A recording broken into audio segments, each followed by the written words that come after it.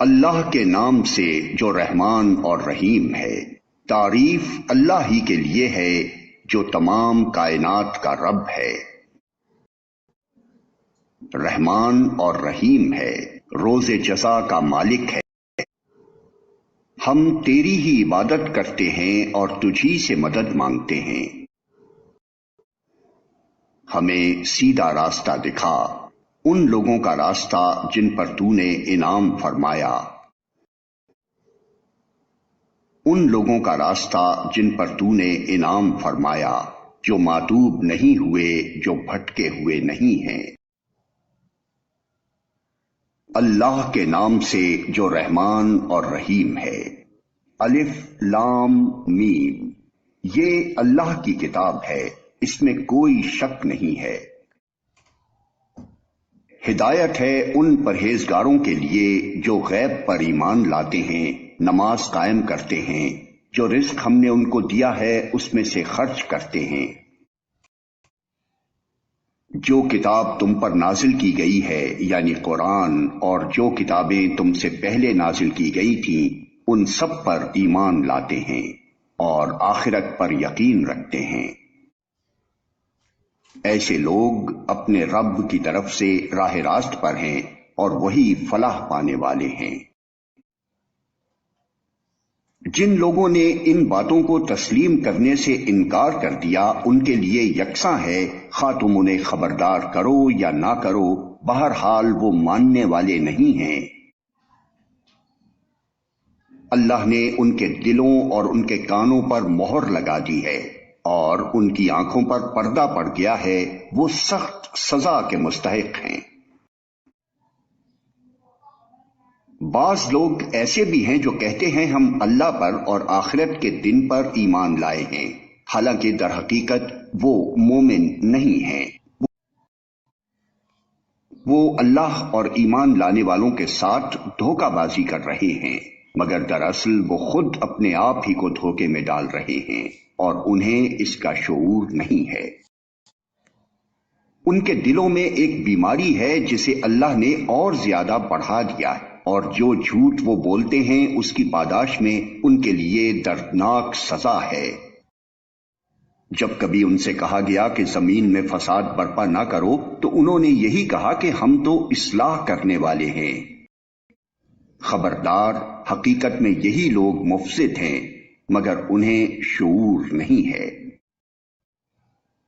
اور جب ان سے کہا گیا کہ جس طرح دوسرے لوگ ایمان لائے ہیں اسی طرح تم بھی ایمان لاؤ، تو انہوں نے یہی جواب دیا، کیا ہم بے وقوفوں کی طرح ایمان لائیں؟ خبردار، حقیقت میں تو یہ خود بے وقوف ہیں، مگر یہ جانتے نہیں ہیں۔ جب یہ اہل ایمان سے ملتے ہیں تو کہتے ہیں کہ ہم ایمان لائے ہیں، اور جب علیحدگی میں اپنے شیطانوں سے ملتے ہیں تو کہتے ہیں کہ اصل میں تو ہم تمہارے ساتھ ہیں اور ان لوگوں سے محض مذاق کر رہے ہیں۔ اللہ ان سے مذاق کر رہا ہے، وہ ان کی رسی دراز کیے جاتا ہے اور یہ اپنی سرکشی میں اندھوں کی طرح بھٹکتے چلے جاتے ہیں۔ یہ وہ لوگ ہیں جنہوں نے ہدایت کے بدلے گمراہی خرید لی ہے، مگر یہ سودا ان کے لیے نفع بخش نہیں ہے اور یہ ہرگز صحیح راستے پر نہیں ہیں۔ ان کی مثال ایسے ہے جیسے ایک شخص نے آگ روشن کی اور جب اس نے سارے ماحول کو روشن کر دیا تو اللہ نے ان کا نور بصارت سلب کر لیا اور انہیں اس حال پر چھوڑ دیا کہ تاریکیوں میں انہیں کچھ نظر نہیں آتا۔ یہ بہرے ہیں، گونگے ہیں، اندھے ہیں، یہ اب نہ پلٹیں گے۔ یا پھر ان کی مثال یوں سمجھو کہ آسمان سے زور کی بارش ہو رہی ہے اور اس کے ساتھ اندھیری گھٹا اور کڑک اور چمک بھی ہے۔ یہ بجلی کے کڑاکے سن کر اپنی جانوں کے خوف سے کانوں میں انگلیاں ٹھوسے لیتے ہیں، اور اللہ ان منکرین حق کو ہر طرف سے گھیرے میں لیے ہوئے ہے۔ چمک سے ان کی حالت یہ ہو رہی ہے گویا عنقریب بجلی ان کی بصارت اچک لے جائے گی۔ جب ذرا کچھ روشنی انہیں محسوس ہوتی ہے تو اس میں کچھ دور چل لیتے ہیں، اور جب ان پر اندھیرا چھا جاتا ہے تو کھڑے ہو جاتے ہیں۔ اللہ چاہتا تو ان کی سماعت اور بصارت بالکل ہی سلب کر لیتا، یقیناً وہ ہر چیز پر قادر ہے۔ لوگو، بندگی اختیار کرو اپنے اس رب کی جو تمہارا اور تم سے پہلے جو ہو گزرے ہیں ان سب کا خالق ہے. تمہارے بچنے کی توقع اسی صورت سے ہو سکتی ہے. وہی تو ہے جس نے تمہارے لیے زمین کا فرش بچھایا، آسمان کی چھت بنائی، اوپر سے پانی برسایا اور اس کے ذریعے سے ہر طرح کی پیداوار نکال کر تمہارے لیے رزق بہم پہنچایا. بس جب تم یہ جانتے ہو تو دوسروں کو اللہ کے مد مقابل نہ ٹھہراؤ. اور اگر تمہیں اس امر میں شک ہے کہ یہ کتاب جو ہم نے اپنے بندے پر اتاری ہے یہ ہماری ہے یا نہیں، تو اس کے مانند ایک ہی صورت بنا لاؤ. اپنے سارے ہم نواؤں کو بلا لو، ایک اللہ کو چھوڑ کر باقی جس جس کی چاہو مدد لے لو.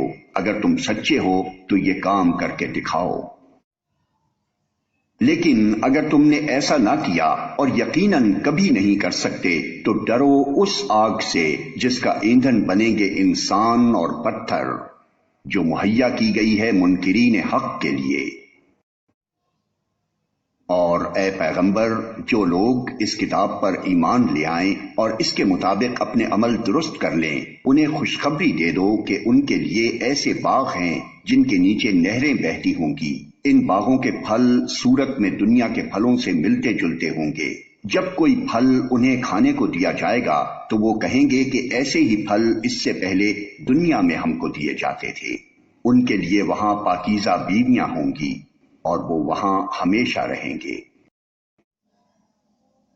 ہاں، اللہ اس سے ہرگز نہیں شرماتا کہ مچھر یا اس سے بھی حقیر تر کسی چیز کی تمثیلیں دے.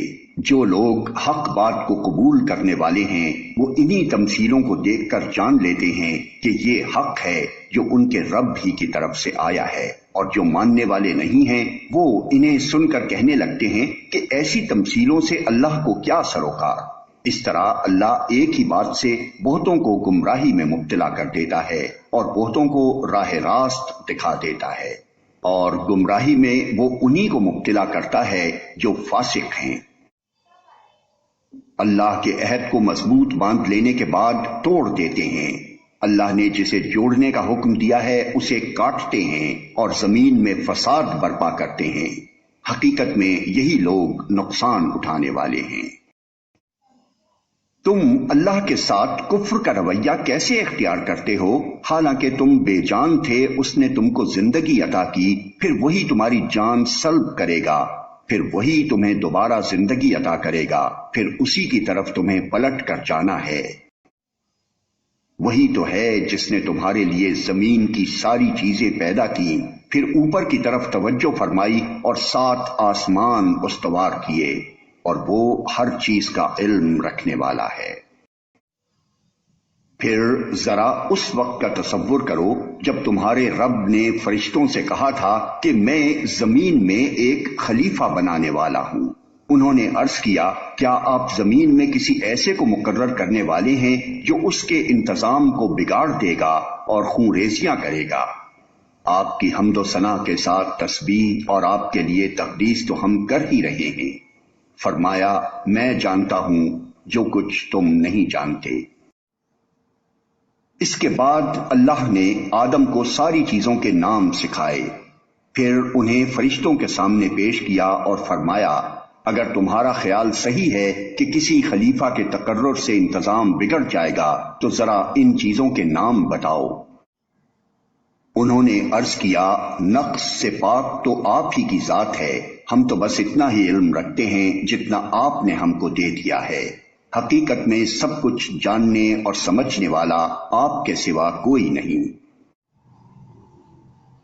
پھر اللہ نے آدم سے کہا تم انہیں ان چیزوں کے نام بتاؤ. جب اس نے ان کو ان سب کے نام بتا دیے تو اللہ نے فرمایا میں نے تم سے کہا نہ تھا کہ میں آسمانوں اور زمین کی وہ ساری حقیقتیں جانتا ہوں جو تم سے مخفی ہیں. جو کچھ تم ظاہر کرتے ہو وہ بھی مجھے معلوم ہے اور جو کچھ تم چھپاتے ہو اسے بھی میں جانتا ہوں. پھر جب ہم نے فرشتوں کو حکم دیا کہ آدم کے آگے جھک جاؤ تو سب جھک گئے مگر ابلیس نے انکار کیا. وہ اپنی بڑائی کے گھمنڈ میں پڑ گیا اور نافرمانوں میں شامل ہو گیا. پھر ہم نے آدم سے کہا کہ تم اور تمہاری بیوی دونوں جنت میں رہو اور یہاں بفراغت جو چاہو کھاؤ، مگر اس درخت کا رخ نہ کرنا ورنہ ظالموں میں شمار ہوگے۔ آخر کار شیطان نے ان دونوں کو اس درخت کی ترغیب دے کر ہمارے حکم کی پیروی سے ہٹا دیا اور انہیں اس حالت سے نکلوا کر چھوڑا جس میں وہ تھے۔ ہم نے حکم دیا کہ اب تم سب یہاں سے اتر جاؤ، تم ایک دوسرے کے دشمن ہو اور تمہیں ایک خاص وقت تک زمین میں ٹھہرنا اور وہیں گزر بسر کرنا ہے۔ اس وقت آدم نے اپنے رب سے چند کلمات سیکھ کر توبہ کی، جس کو اس کے رب نے قبول کر لیا، کیونکہ وہ بڑا معاف کرنے والا اور رحم فرمانے والا ہے۔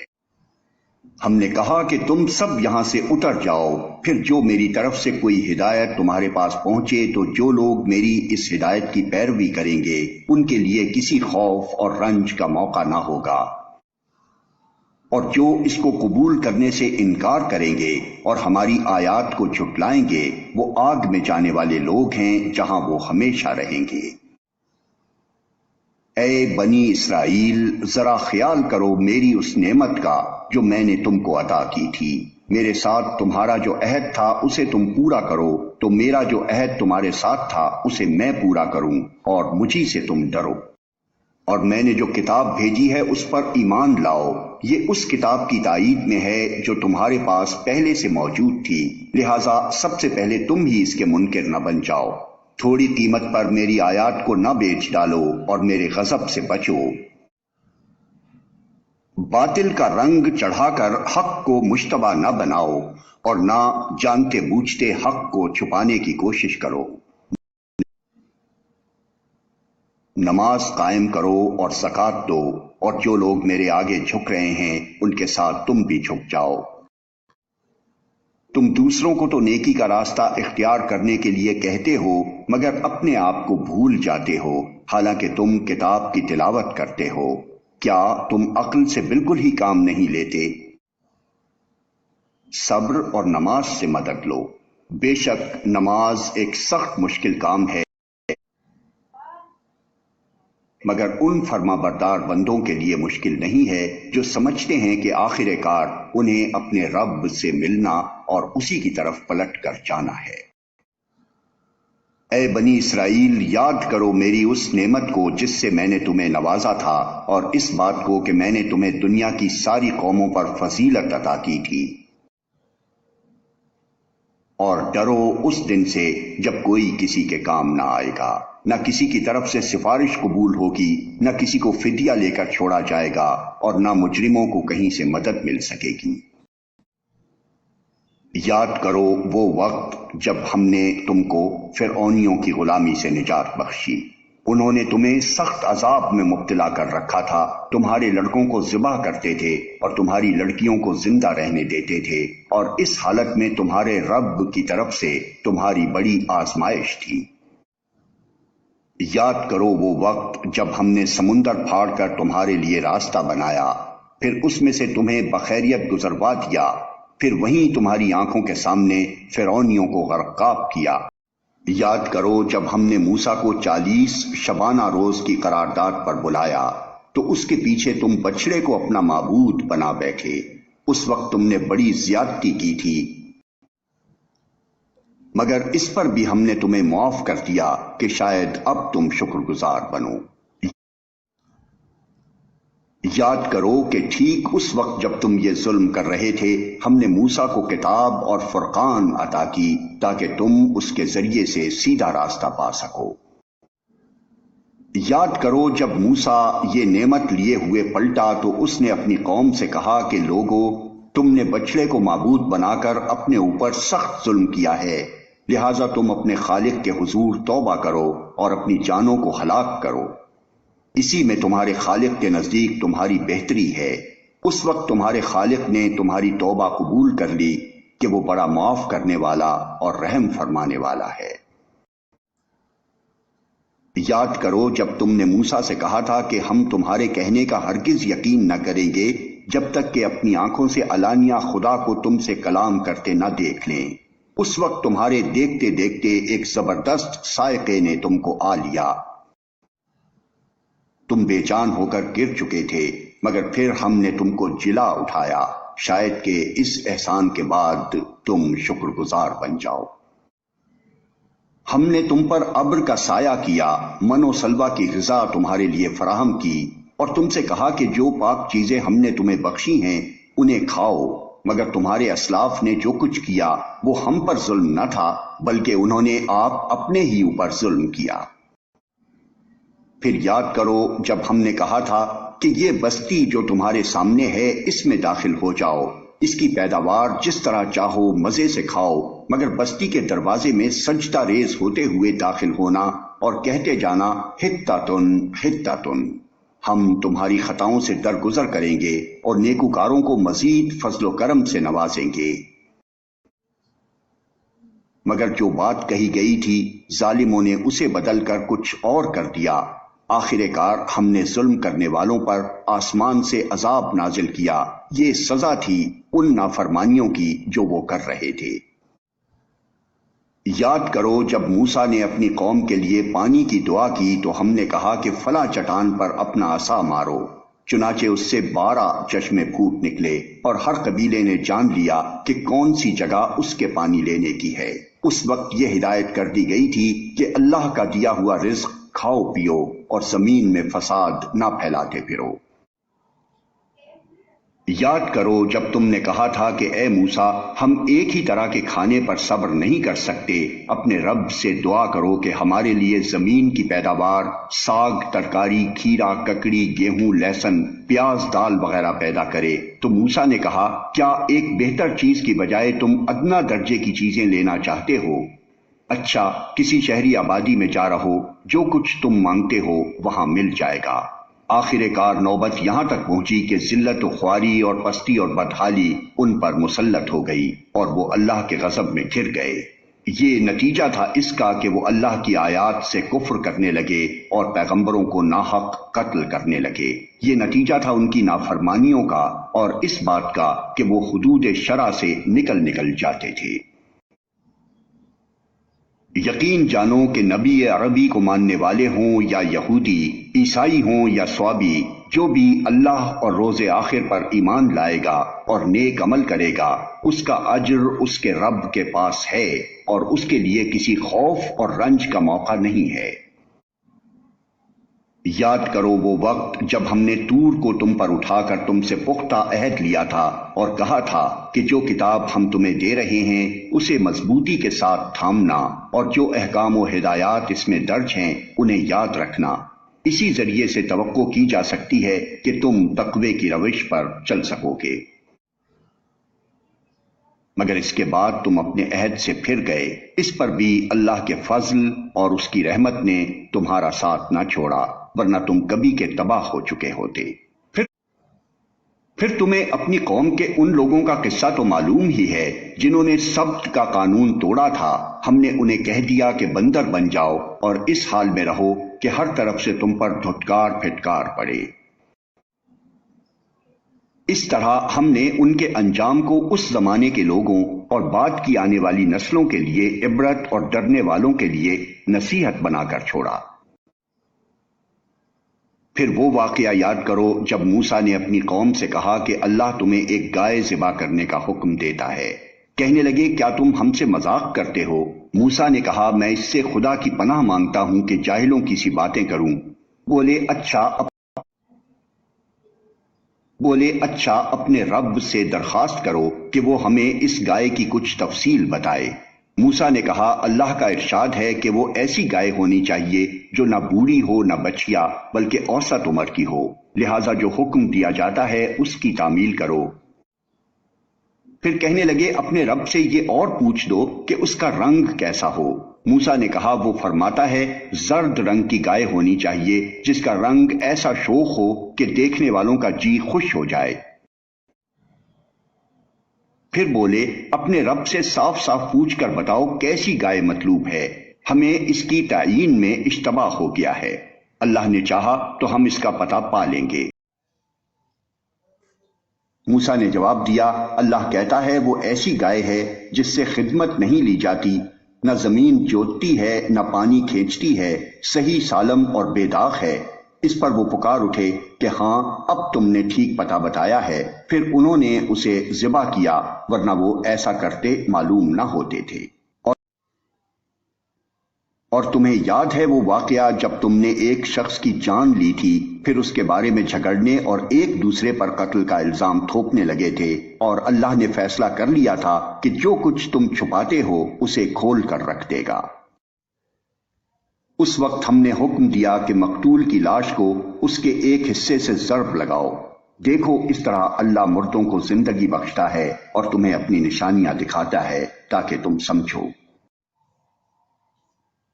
مگر ایسی نشانیاں دیکھنے کے بعد بھی آخر کار تمہارے دل سخت ہو گئے، پتھروں کی طرح سخت، بلکہ سختی میں کچھ ان سے بھی بڑے ہوئے۔ کچھ پتھروں میں سے تو کوئی ایسا بھی ہوتا ہے جس میں سے چشمے پھوٹ بہتے ہیں، کوئی پھٹتا ہے اور اس میں سے پانی نکل آتا ہے، اور کوئی خدا کے خوف سے لرز کر گر بھی پڑتا ہے۔ اللہ تمہارے کرتوتوں سے بے خبر نہیں ہے۔ اے مسلمانوں، اب کیا ان لوگوں سے تم یہ توقع رکھتے ہو کہ یہ تمہاری دعوت پر ایمان لے آئیں گے؟ حالانکہ ان میں سے ایک گروہ کا شیوا یہ رہا ہے کہ اللہ کا کلام سنا اور پھر خوب سمجھ بوجھ کر دانستہ اس میں تحریف کی۔ محمد رسول اللہ پر ایمان لانے والوں سے ملتے ہیں تو کہتے ہیں کہ ہم بھی انہیں مانتے ہیں، اور جب آپس میں ایک دوسرے سے تخلیہ کی بات چیت ہوتی ہے تو کہتے ہیں کہ بے وقوف ہو گئے ہو۔ ان لوگوں کو وہ باتیں بتاتے ہو جو اللہ نے تم پر کھولی ہیں تاکہ تمہارے رب کے پاس تمہارے مقابلے میں انہیں حجت میں پیش کریں۔ اور کیا یہ جانتے نہیں ہیں کہ جو کچھ یہ چھپاتے ہیں اور جو کچھ ظاہر کرتے ہیں اللہ کو سب باتوں کی خبر ہے۔ ان میں ایک دوسرا گروہ امیوں کا ہے جو کتاب کا تو علم رکھتے نہیں، بس اپنی بے بنیاد امیدوں اور آرزوؤں کو لیے بیٹھے ہیں اور محض وہم و گمان پر چلے جا رہے ہیں۔ پس ہلاکت اور تباہی ہے ان لوگوں کے لیے جو اپنے ہاتھوں سے شرع کا نوشتہ لکھتے ہیں، پھر لوگوں سے کہتے ہیں کہ یہ اللہ کے پاس سے آیا ہوا ہے تاکہ اس کے معاوضے میں تھوڑا سا فائدہ حاصل کر لیں۔ ان کے ہاتھوں کا یہ لکھا بھی ان کے لیے تباہی کا سامان ہے، اور ان کی یہ کمائی بھی ان کے لیے موجب ہلاکت۔ وہ کہتے ہیں کہ دوزخ کی آگ ہمیں ہرگز چھونے والی نہیں، الا یہ کہ چند روز کی سزا مل جائے تو مل جائے۔ ان سے پوچھو کیا تم نے اللہ سے کوئی عہد لے لیا ہے جس کی خلاف ورزی وہ نہیں کر سکتا؟ یا بات یہ ہے کہ تم اللہ کے ذمے ڈال کر ایسی باتیں کہہ دیتے ہو جن کے متعلق تمہیں علم نہیں ہے کہ اس نے ان کا ذمہ لیا ہے۔ آخر تمہیں دوزخ کی آگ کیوں نہ چھوئے گی؟ جو بھی بدی کمائے گا اور اپنی خطاکاری کے چکر میں پڑا رہے گا وہ دوزخی ہے، اور دوزخ ہی میں وہ ہمیشہ رہے گا۔ اور جو لوگ ایمان لائیں گے اور نیک عمل کریں گے وہی جنتی ہیں، اور جنت میں وہ ہمیشہ رہیں گے۔ یاد کرو اسرائیل کی اولاد سے ہم نے پختہ عہد لیا تھا کہ اللہ کے سوا کسی کی عبادت نہ کرنا، ماں باپ کے ساتھ، رشتہ داروں کے ساتھ، یتیموں اور مسکینوں کے ساتھ نیک سلوک کرنا، لوگوں سے بھلی بات کہنا، نماز قائم کرنا اور زکوٰۃ دینا۔ مگر تھوڑے آدمیوں کے سوا تم سب اس عہد سے پھر گئے اور اب تک پھرے ہوئے ہو۔ پھر ذرا یاد کرو ہم نے تم سے مضبوط عہد لیا تھا کہ آپس میں ایک دوسرے کا خون نہ بہانا اور نہ ایک دوسرے کو گھر سے بے گھر کرنا۔ تم نے اس کا اقرار کیا تھا، تم خود اس پر گواہ ہو۔ مگر آج وہی تم ہو کہ اپنے بھائی بندوں کو قتل کرتے ہو، اپنی برادری کے کچھ لوگوں کو بے خانما کر دیتے ہو، ظلم و زیادتی کے ساتھ ان کے خلاف جتھے بندیاں کرتے ہو، اور جب وہ لڑائی میں پکڑے ہوئے تمہارے پاس آتے ہیں تو ان کی رہائی کے لیے فدیے کا لین دین کرتے ہو، حالانکہ انہیں ان کے گھروں سے نکالنا ہی سرے سے تم پر حرام تھا۔ تو کیا تم کتاب کے ایک حصے پر ایمان لاتے ہو اور دوسرے حصے کے ساتھ کفر کرتے ہو؟ پھر تم میں سے جو لوگ ایسا کریں ان کی سزا اس کے سوا اور کیا ہے کہ دنیا کی زندگی میں ذلیل و خوار ہو کر رہیں اور آخرت میں شدید ترین عذاب کی طرف پھیر دیے جائیں۔ اللہ ان حرکات سے بے خبر نہیں ہے جو تم کر رہے ہو۔ یہ وہ لوگ ہیں جنہوں نے آخرت بیچ کر دنیا کی زندگی خرید لی ہے، لہٰذا نہ ان کی سزا میں کوئی تخفیف ہوگی اور نہ انہیں کوئی مدد پہنچ سکے گی۔ ہم نے موسیٰ کو کتاب دی، اس کے بعد پے در پے رسول بھیجے، آخر کار عیسیٰ ابن مریم کو روشن نشانیاں دے کر بھیجا اور روح پاک سے اس کی مدد کی۔ پھر یہ تمہارا کیا ڈھنگ ہے کہ جب بھی کوئی رسول تمہاری خواہشات نفس کے خلاف کوئی چیز لے کر تمہارے پاس آیا تو تم نے اس کے مقابلے میں سرکشی ہی کی، کسی کو جھٹلایا اور کسی کو قتل کر ڈالا۔ وہ کہتے ہیں ہمارے دل محفوظ ہیں، نہیں، اصل بات یہ ہے کہ ان کے کفر کی وجہ سے ان پر اللہ کی پھٹکار پڑی ہے، اس لیے وہ کم ہی ایمان لاتے ہیں۔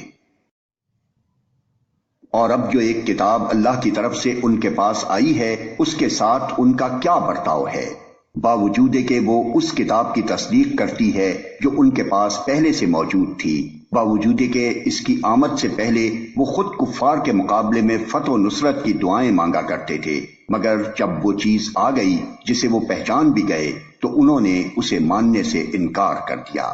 خدا کی لعنت ان منکرین پر۔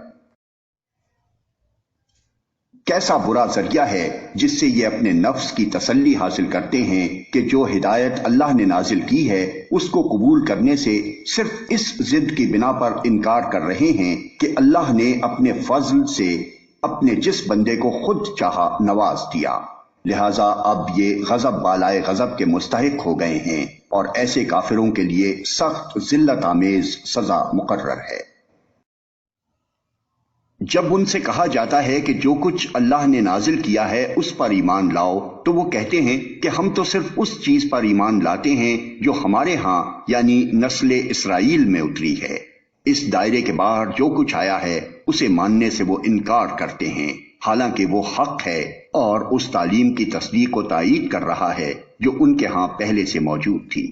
اچھا ان سے کہو اگر تم اس تعلیم ہی پر ایمان رکھنے والے ہو جو تمہارے ہاں آئی تھی تو اس سے پہلے اللہ کے ان پیغمبروں کو جو خود بنی اسرائیل میں پیدا ہوئے تھے کیوں قتل کرتے رہے؟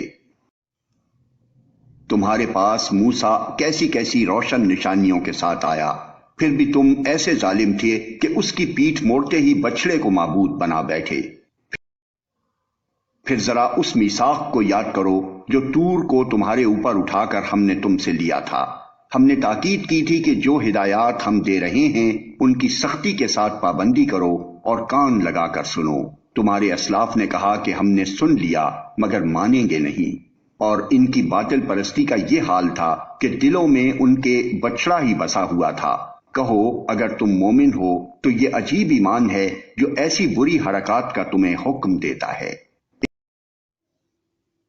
ان سے کہو اگر واقعی اللہ کے نزدیک آخرت کا گھر تمام انسانوں کو چھوڑ کر صرف تمہارے ہی لیے مخصوص ہے تب تو تمہیں چاہیے کہ موت کی تمنا کرو اگر تم اپنے اس خیال میں سچے ہو۔ یقین جانو یہ کبھی اس کی تمنا نہ کریں گے، اس لیے کہ اپنے ہاتھوں جو کچھ کما کر انہوں نے وہاں بھیجا ہے اس کا اقتضا یہی ہے کہ یہ وہاں جانے کی تمنا نہ کریں، اللہ ان ظالموں کے حال سے خوب واقف ہے۔ تم انہیں سب سے بڑھ کر جینے کا حریص پاؤ گے، حتیٰ کہ یہ اس معاملے میں مشرکوں سے بھی بڑھے ہوئے ہیں۔ ان میں سے ایک ایک شخص یہ چاہتا ہے کہ کسی طرح 1000 برس جیے، حالانکہ لمبی عمر بہرحال اسے عذاب سے تو دور نہیں پھینک سکتی۔ جیسے کچھ اعمال یہ کر رہے ہیں اللہ تو انہیں دیکھ ہی رہا ہے۔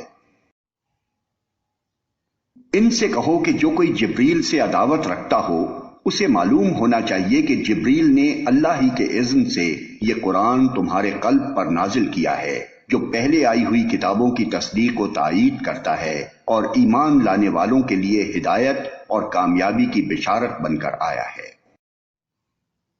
اگر جبریل سے ان کی عداوت کا سبب یہی ہے تو کہہ دو کہ جو اللہ اور اس کے فرشتوں اور اس کے رسولوں اور جبریل اور میکائیل کے دشمن ہیں اللہ ان کافروں کا دشمن ہے۔ ہم نے تمہاری طرف ایسی آیات نازل کی ہیں جو صاف صاف حق کا اظہار کرنے والی ہیں، اور ان کی پیروی سے صرف وہی لوگ انکار کرتے ہیں جو فاسق ہیں۔ کیا ہمیشہ ایسا ہی نہیں ہوتا رہا ہے کہ جب انہوں نے کوئی عہد کیا تو ان میں سے ایک نہ ایک گروہ نے اسے ضرور ہی بالائے طاق رکھ دیا، بلکہ ان میں سے اکثر ایسے ہی ہیں جو سچے دل سے ایمان نہیں لاتے۔ اور جب ان کے پاس اللہ کی طرف سے کوئی رسول اس کتاب کی تصدیق و تائید کرتا ہوا آیا جو ان کے ہاں پہلے سے موجود تھی، تو ان اہل کتاب میں سے ایک گروہ نے کتاب اللہ کو اس طرح پس پشت ڈالا گویا کہ وہ کچھ جانتے ہی نہیں، اور لگے ان چیزوں کی پیروی کرنے جو شیاطین سلیمان کی سلطنت کا نام لے کر پیش کیا کرتے تھے، حالانکہ سلیمان نے کبھی کفر نہیں کیا۔ کفر کے مرتکب تو وہ شیاطین تھے جو لوگوں کو جادوگری کی تعلیم دیتے تھے۔ وہ پیچھے پڑے اس چیز کے جو بابل میں 2 فرشتوں ہاروت و ماروت پر نازل کی گئی تھی، حالانکہ وہ فرشتے جب بھی کسی کو اس کی تعلیم دیتے تھے تو پہلے صاف طور پر متنبہ کر دیا کرتے تھے کہ دیکھ، ہم محض ایک آزمائش ہیں، تو کفر میں مبتلا نہ ہو۔ پھر بھی یہ لوگ ان سے وہ چیز سیکھتے تھے جس سے شوہر اور بیوی میں جدائی ڈال دیں۔ ظاہر تھا کہ اذن الہی کے بغیر وہ اس ذریعے سے کسی کو بھی ضرر نہ پہنچا سکتے تھے، مگر اس کے باوجود وہ ایسی چیز سیکھتے تھے جو خود ان کے لیے نفع بخش نہیں بلکہ نقصان دہ تھی، اور انہیں خوب معلوم تھا کہ جو اس چیز کا خریدار بنا اس کے لیے آخرت میں کوئی حصہ نہیں۔ کتنی بری متاع تھی جس کے بدلے انہوں نے اپنی جانوں کو بیچ ڈالا، کاش انہیں معلوم ہوتا۔ اگر وہ ایمان اور تقوی اختیار کرتے تو اللہ کے ہاں اس کا جو بدلہ ملتا وہ ان کے لیے زیادہ بہتر تھا، کاش انہیں خبر ہوتی۔ اے لوگو جو ایمان لائے ہو، رائنا نہ کہا کرو بلکہ انظر نہ کہو اور توجہ سے بات کو سنو۔ یہ کافر تو عذاب علیم کے مستحق ہیں۔ یہ لوگ جنہوں نے دعوت حق کو قبول کرنے سے انکار کر دیا ہے، خواہ اہل کتاب میں سے ہوں یا مشرک ہوں، ہرگز یہ پسند نہیں کرتے کہ تمہارے رب کی طرف سے تم پر کوئی بھلائی نازل ہو، مگر اللہ جس کو چاہتا ہے اپنی رحمت کے لیے چن لیتا ہے، اور وہ بڑا فضل فرمانے والا ہے۔ ہم اپنی جس آیت کو منسوخ کر دیتے ہیں یا بھلا دیتے ہیں اس کی جگہ اس سے بہتر لاتے ہیں یا کم از کم ویسی ہی۔ کیا تم جانتے نہیں ہو کہ اللہ ہر چیز پر قدرت رکھتا ہے؟ کیا تمہیں خبر نہیں ہے کہ زمین اور آسمانوں کی فرما روائی اللہ ہی کے لیے ہے، اور اس کے سوا کوئی تمہاری خبر گیری کرنے اور تمہاری مدد کرنے والا نہیں ہے۔ پھر کیا تم اپنے رسول سے اس قسم کے سوالات اور مطالبے کرنا چاہتے ہو جیسے اس سے پہلے موسیٰ سے کیے جا چکے ہیں؟ حالانکہ جس شخص نے ایمان کی روش کو کفر کی روش سے بدل لیا وہ راہ راست سے بھٹک گیا۔ اہل کتاب میں سے اکثر لوگ یہ چاہتے ہیں کہ کسی طرح تمہیں ایمان سے پھیر کر پھر کفر کی طرف پلٹا لے جائیں، اگرچہ حق ان پر ظاہر ہو چکا ہے، مگر اپنے نفس کے حسد کی بنا پر تمہارے لیے ان کی یہ خواہش ہے۔ اس کے جواب میں تم عفو درگزر سے کام لو یہاں تک کہ اللہ خود ہی اپنا فیصلہ نافذ کر دے۔ مطمئن رہو کہ اللہ تعالی ہر چیز پر قدرت رکھتا ہے۔ نماز قائم کرو اور زکوٰۃ دو، تم اپنی عاقبت کے لیے جو بھلائی کما کر آگے بھیجو گے اللہ کے ہاں اسے موجود پاؤ گے۔ جو کچھ تم کرتے ہو وہ سب اللہ کی نظر میں ہے۔ ان کا کہنا ہے کہ کوئی شخص جنت میں نہ جائے گا جب تک کہ وہ یہودی نہ ہو یا عیسائیوں کے خیال کے مطابق عیسائی نہ ہو۔ یہ ان کی تمنائیں ہیں۔ ان سے کہو اپنی دلیل پیش کرو اگر تم اپنے دعوے میں سچے ہو۔ دراصل نہ تمہاری کچھ خصوصیت ہے نہ کسی اور کی، حق یہ ہے کہ جو بھی اپنی ہستی کو اللہ کی اطاعت میں سونپ دے اور عملاً نیک روش پر چلے اس کے لیے اس کے رب کے پاس اس کا اجر ہے، اور ایسے لوگوں کے لیے کسی خوف یا رنج کا کوئی موقع نہیں۔ یہودی کہتے ہیں عیسائیوں کے پاس کچھ نہیں، عیسائی کہتے ہیں یہودیوں کے پاس کچھ نہیں، حالانکہ دونوں ہی کتاب پڑھتے ہیں، اور اسی قسم کے دعوے ان لوگوں کے بھی ہیں جن کے پاس کتاب کا علم نہیں ہے۔ یہ اختلافات جن میں یہ لوگ مبتلا ہیں ان کا فیصلہ اللہ قیامت کے روز کر دے گا۔ اور اس شخص سے بڑھ کر ظالم کون ہوگا جو اللہ کے معبدوں میں اس کے نام کی یاد سے روکے اور ان کی ویرانی کے درپے ہو۔ ایسے لوگ اس قابل ہیں کہ ان عبادت گاہوں میں قدم نہ رکھیں، اور اگر وہاں جائیں بھی تو ڈرتے ہوئے جائیں۔ ان کے لیے تو دنیا میں رسوائی ہے اور آخرت میں عذاب عظیم۔ مشرق اور مغرب سب اللہ کے ہیں، جس طرف بھی تم رخ کرو گے اسی طرف اللہ کا رخ ہے۔ اللہ بڑی وسعت والا اور سب کچھ جاننے والا ہے۔ ان کا قول ہے کہ اللہ نے کسی کو بیٹا بنایا ہے، اللہ پاک ہے ان باتوں سے۔ اصل حقیقت یہ ہے کہ زمین اور آسمانوں کی تمام موجودات اس کی ملک ہیں، سب کے سب اس کے مطیع فرمان ہیں۔ وہ آسمانوں اور زمین کا موجد ہے، اور جس بات کا وہ فیصلہ کرتا ہے اس کے لیے بس یہ حکم دیتا ہے کہ ہو جا، اور وہ ہو جاتی ہے۔ نادان کہتے ہیں کہ اللہ خود ہم سے بات کیوں نہیں کرتا، یا کوئی نشانی ہمارے پاس کیوں نہیں آتی۔ ایسی ہی باتیں ان سے پہلے لوگ بھی کیا کرتے تھے۔ ان سب اگلے پچھلے گمراہوں کی ذہنیتیں ایک جیسی ہیں۔ یقین لانے والوں کے لیے تو ہم نشانیاں صاف صاف نمایاں کر چکے ہیں۔ اس سے بڑھ کر نشانی کیا ہوگی کہ ہم نے تم کو علم حق کے ساتھ خوشخبری دینے والا اور ڈرانے والا بنا کر بھیجا۔ اب جو لوگ جہنم سے رشتہ جوڑ چکے ہیں ان کی طرف سے تم ذمہ دار و جواب دہ نہیں ہو۔ یہودی اور عیسائی تم سے ہرگز راضی نہ ہوں گے جب تک تم ان کے طریقے پر نہ چلنے لگو۔ صاف کہہ دو کہ راستہ بس وہی ہے جو اللہ نے بتایا ہے، ورنہ اگر اس علم کے بعد جو تمہارے پاس آ چکا ہے تم نے ان کی خواہشات کی پیروی کی تو اللہ کی پکڑ سے بچانے والا کوئی دوست اور مددگار تمہارے لیے نہیں ہے۔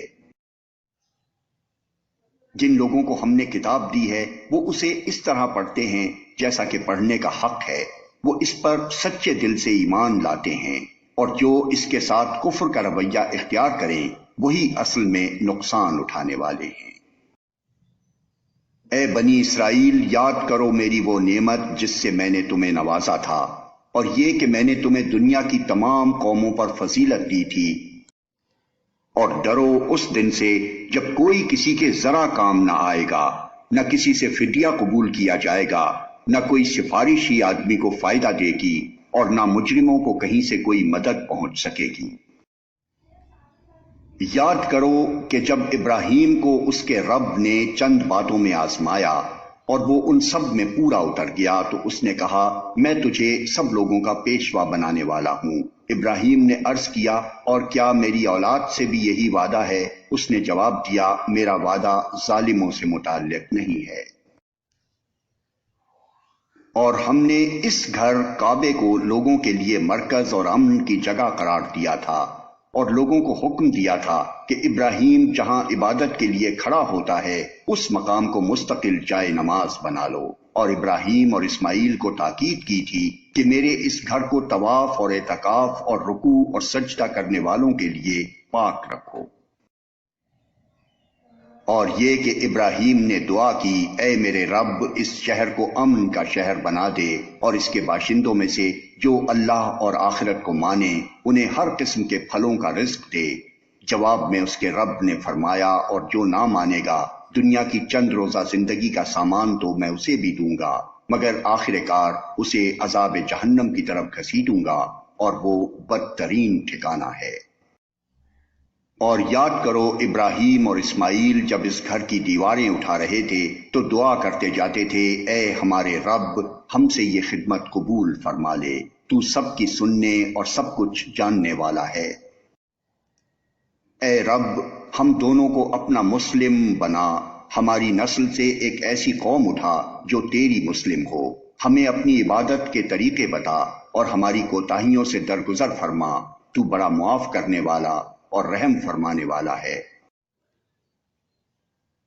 اور اے رب ان لوگوں میں خود انہی کی قوم سے ایک ایسا رسول اٹھائیو جو انہیں تیری آیات سنائے، ان کو کتاب اور حکمت کی تعلیم دے اور ان کی زندگیاں سنوارے، تو بڑا مقتدر اور حکیم ہے۔ اب کون ہے جو ابراہیم کے طریقے سے نفرت کرے؟ جس نے خود اپنے آپ کو حماقت و جہالت میں مبتلا کر لیا ہو اس کے سوا کون یہ حرکت کر سکتا ہے؟ ابراہیم تو وہ شخص ہے جس کو ہم نے دنیا میں اپنے کام کے لیے چن لیا تھا اور آخرت میں اس کا شمار صالحین میں ہوگا۔ اس کا حال یہ تھا کہ جب اس کے رب نے اس سے کہا مسلم ہو جا تو اس نے فوراً کہا میں مالک کائنات کا مسلم ہو گیا۔ اسی طریقے پر چلنے کی ہدایت اس نے اپنی اولاد کو کی تھی، اور اسی کی وصیت یعقوب اپنی اولاد کو کر گیا۔ اس نے کہا تھا کہ میرے بچوں، اللہ نے تمہارے لیے یہی دین پسند کیا ہے، لہٰذا مرتے دم تک مسلم ہی رہنا۔ پھر کیا تم اس وقت موجود تھے جب یعقوب اس دنیا سے رخصت ہو رہا تھا؟ اس نے مرتے وقت اپنے بیٹوں سے پوچھا، بچوں میرے بعد تم کس کی بندگی کرو گے؟